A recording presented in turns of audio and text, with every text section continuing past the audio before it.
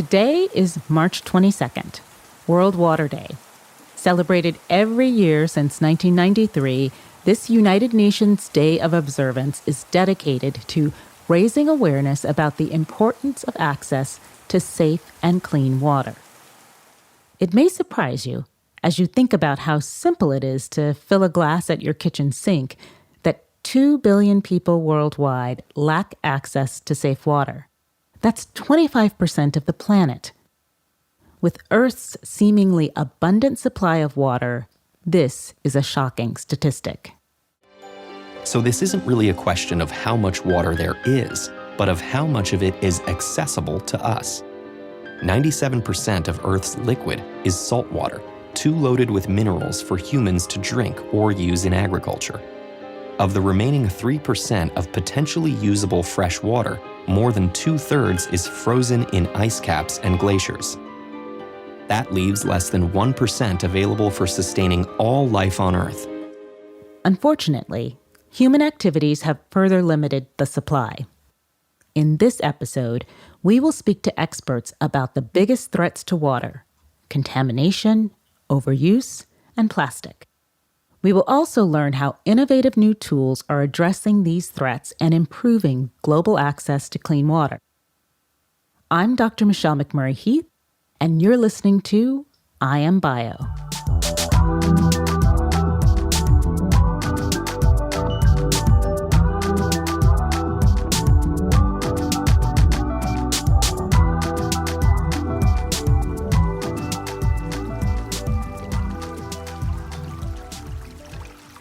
Consider how much water you use every day. You drink it, you use it to cook and clean your home, you use it to wash your body and your clothes.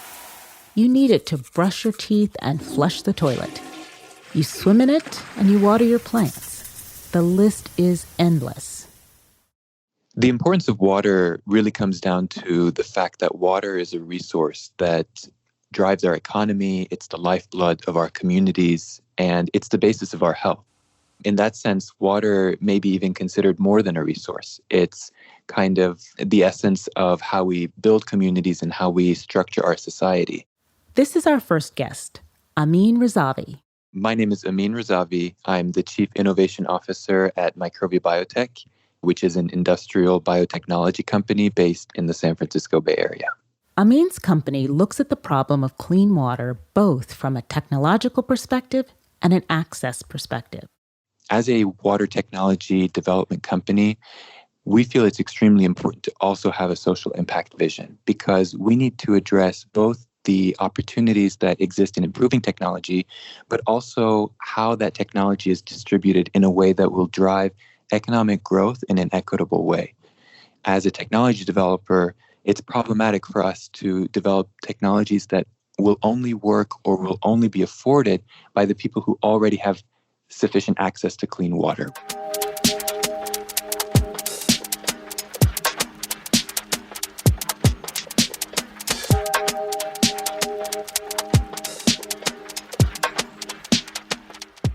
The challenge with water is that managing the little water that we have in the regions that we need it the most is becoming more and more complicated. Amin described for us all of the factors that contribute to water pollution. When we think about bacteria in water, and we also think about water contaminants, the story over the past several decades has been essentially like an onion that's unfolding, where maybe 50 years ago, we had a list of 10 or so contaminants of concern, and now we're really into the hundreds. When those products get into the water supply, that has some significant negative health impacts. And this, it seems like every 5 years, we're continuing to understand that water quality is significantly more sensitive than we thought it used to be. So some of the diseases that people experience nowadays through water, one of them is, besides just the normal digestive diseases, we're understanding that water quality is increasingly linked to our development of specific cancers. And this is a link that is becoming more and more evident the more research that we do in studying how water quality impacts different communities. For example, one of the most recent contaminants of concern is a class of compounds called perfluorinated compounds. And these are what some people call forever chemicals because the nature of the chemical is that it doesn't degrade very easily in water and it can accumulate. And at very low concentrations, it's been implicated in increasing the risk of specific cancers. Amin compares conventional water sanitation methods to his company's process. The inspiration behind essentially the development of the platform technology in the company is looking at how microorganisms function in nature. And over the past 100 years, the way that we've utilized microorganisms to clean water or wastewater is essentially take them out of their environment and put them in large concrete basins or steel reactors. And they behave very differently than they do as they did when they were in the natural environment. And so Microvi began with the idea of how do we help bridge that gap? Can we create microenvironments where the microorganisms experience something more similar to the way that they have evolved over billions of years? And this is the microniche engineering platform, where we combine material science and microbiology in really a way the world has never seen before. Because microorganisms have evolved to respond to certain microenvironmental stimuli, Microvi is the first company to focus exclusively on that interface. And how do we engineer that interface to enhance the way that microorganisms perform in our industrial processes? So again, instead of using free-floating microorganisms which grow and die, we use polymer microorganism composites, which we call biocatalysts. And when we utilize that, we see that it not only provides a number of interesting phenomena in the way that the microorganisms behave, but it also allows us to utilize more microorganisms in a smaller space, so it intensifies the process. It allows the process to function more simply, and it reduces the amount of secondary waste that's produced. And all of this translates into cost savings that allows our technology to be accessed by a wider range of the population. Well, this is really the magic of biology, because when we use chemical or physical treatment technologies for nitrate treatment, our only option really is to concentrate that waste stream. The conventional technologies, for example, ion exchange or reverse osmosis, they produce a significant secondary waste stream, and they also lose a lot of water in the process. But biology over 1 billion years has evolved to degrade nitrate into nitrogen gas. And 80% of our atmosphere is already nitrogen gas. So the microorganisms used in Microvi's technology will receive the nitrate. They will degrade that nitrate into nitrogen gas that's safely vented into the atmosphere. And so that secondary waste stream that would otherwise be produced by physical or chemical technologies is completely avoided. Our conventional solutions, for example, for nitrate treatment, they will concentrate the nitrate into a secondary waste stream. And that secondary waste stream is hazardous and needs to be, usually it's trucked out or it needs to be disposed of. Communities that are far from large cities lack the ability to dispose of that waste. And so by not producing a secondary waste stream, it's both better for the environment. It reduces the impact, the environmental impact of having to truck out secondary waste, but it also enables these communities to more easily accept and adopt these types of treatment systems. Microvi's biology-based solution for water filtration and purification is an affordable alternative that is helping to increase access to clean water in rural and underserved communities. But it's also serving another critical concern: climate change. We anticipate that climate change is going to significantly impact the distribution of water. And that's why our work at Microvi is directly aimed at mitigating the impacts of climate change for the hundreds of millions of people who already have issues with access to clean water, access to sufficient sanitation, and maybe even suffer from the impacts of environmental degradation today. All of those impacts are going to continue to be exacerbated over the course of the next century. And this is really what's at stake. when we think about climate change, we can think about it in terms of how the sea level may change, how weather patterns may change. But the medium through which climate change is going to most directly impact the lives of people around the world is through their water and their water quality, their water availability.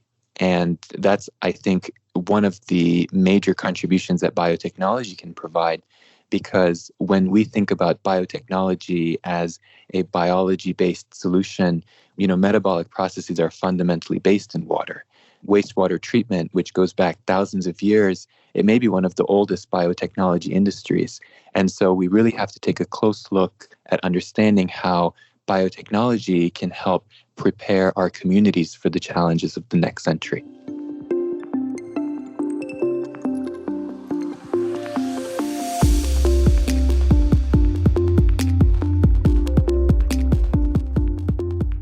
It's extremely important to conserve water because we need water. All living things and all living organisms, including humans, need water to survive.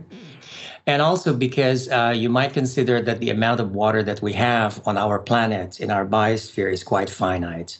This is Joel Coelho. I'm Joel Coelho. I'm professor of biosystems engineering at the University of Arizona. I'm also the director of graduate studies for the Applied Biosciences program, which is an interdisciplinary graduate program at the University of Arizona, and focusing on the area of the bioeconomy and new food systems. And I'm also vice chair of the International Association for Vertical Farming. Only about 1.3% of the 3% fresh water on the planet really is accessible to us as surface water, meaning to say lakes and rivers and swamps. So we have a very minuscule amount of fresh water that really is directly accessible to us for our use. For instance, agriculture, which we all need to survive, is responsible now for about 70% of all freshwater withdrawals worldwide. So that just to give you an idea of, the amount of water that is, very limited for our use, and yet a significant amount of that is used for our food production and the food supply chain. We need food, but growing food is resource intensive, specifically water intensive. We need to find better ways to produce the food we need, both today and in the future. Joel's research in vertical farming has shown that it can increase food output while decreasing water inputs. This is what vertical farming looks like. Arugula, kale, watercress, all growing indoors on shelves stacked 7 levels high. So vertical farming is growing plants indoors, but it's not a greenhouse, because in a greenhouse, you've got transparent walls and roofs. In a vertical farm, typically, the conventional vertical farm is a warehouse where sunlight cannot penetrate through the walls and the roof. And inside, you have these shelves that are stacked one on top of another, hence the term vertical. And in the shelves, you are growing plants. And because you're growing plants vertically upwards, you really are able to multiply the productivity of the operation. So in other words, you're able to produce significantly more crops per square meter of land, as opposed to open field cultivation, because you go upwards. Then at the same time, it has no soil. It does not use soil. You're delivering the nutrients to the crops in these vertical shelves using liquid nutrient solution. There are 2 typical ways of delivering the nutrients. One is called hydroponic system, where the liquid water with the dissolved nutrients flows through the channels where the plants are planted. The other way is aeroponics, where the liquid nutrient solution is sprayed to the roots of the plants within the channel where the plants are planted. But hydroponics is the one that is most commonly used in the industry. With hydroponics, because you keep on recirculating the water, you save on average about 80 to 90% of water compared with open field cultivation. With aeroponics, it's a more efficient system, so you save from 90 to 95% of water compared with open field cultivation. With a vertical farm, pretty much the whole environment is regulated and controlled. And so that lends the system to optimized operation. You have premium crops being produced 24/7, 365 days a year, independent of where you are on Earth, independent of the climate, the season, as well as the weather. Farmers around the world today are suffering because of the irregularity and the disruptions that are caused by our changing climate. That's just a fact. And so a lot of them are losing their produce because sometimes they get too much rainfall or they get too much heat or they don't get any rainfall at all. And so there's extended drought. And so it's very, very challenging for farmers around the world today because they've lost the regularity of the seasons that they were accustomed to.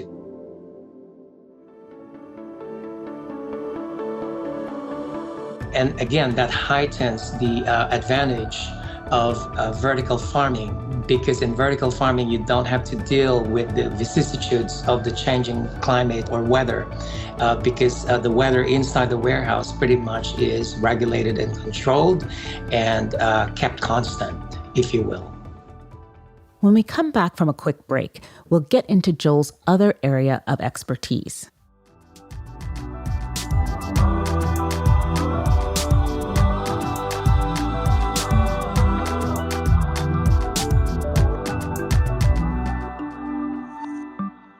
For the first time in 3 years, the Bio International Convention will be back fully in person from June 13th through the 16th in San Diego, California. This year's theme is Limitless. Join us to explore limitless possibilities and seize today's unprecedented momentum to realize a biotech-driven future where we can cure disease and create a healthier world through science. Stay tuned for more announcements.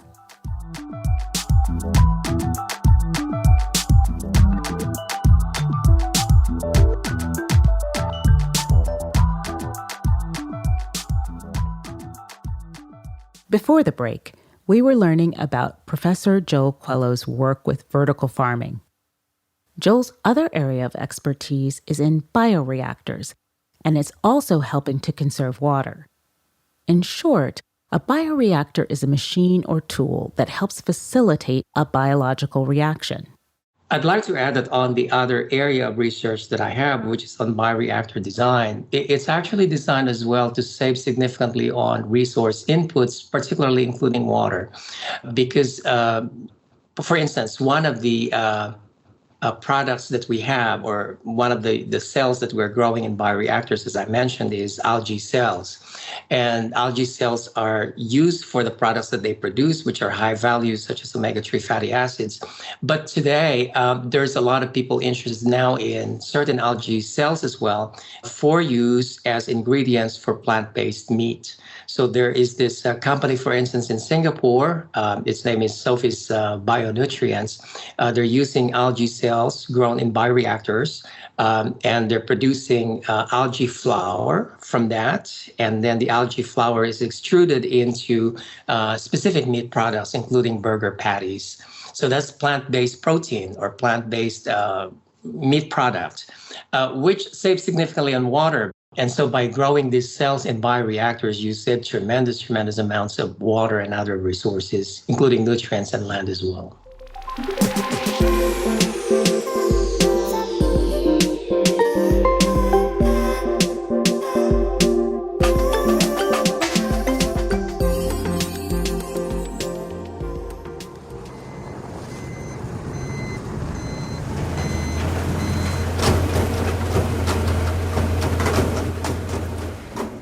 Each year, roughly 11 million metric tons of plastic flow into the ocean. On our current course, that number could nearly triple to 29 million metric tons by 2040. current government and industry commitments may only reduce annual plastic flow to the ocean by 7%. Look around you. See how much plastic we use every day. We buy takeout and we eat it with plastic utensils. Our favorite gadgets are made of plastic. Our clothes contain nylon, polyester, spandex, and even vegan leather. All plastic. Nearly everything we buy at the grocery store is wrapped in plastic, and we rarely realize it. The types of plastics we most commonly use will take between 400 and 500 years to biodegrade. Even plastic marked as compostable will still require specific conditions to break down. Nearly every single piece of plastic that has ever been made still exists somewhere on the planet. Even in, Southwest Georgia, as you guys can understand, pretty rural area. But even that, with that, we have some beautiful river streams and beautiful lakes. And you really cannot go a few yards without finding a bottle, a bag, a cap, just tremendous amount of trash. Scott Tootin is the Chief Marketing and Sustainability Officer at Danimer Scientific. Someone asked early on with Danimer if I wanted to come join the company. And so when I looked up what the company was doing and what they were about, a light switch kind of went off, going, okay, this is what I'm supposed to do. Being outdoors and doing the things that I grew up enjoying, from fishing and hunting and hiking, I knew this was my place. Danimer is a biotech company that develops substitute plastic that quickly degrades completely in the natural environment, whether on land or in water. Their signature plastic product is called Nodax.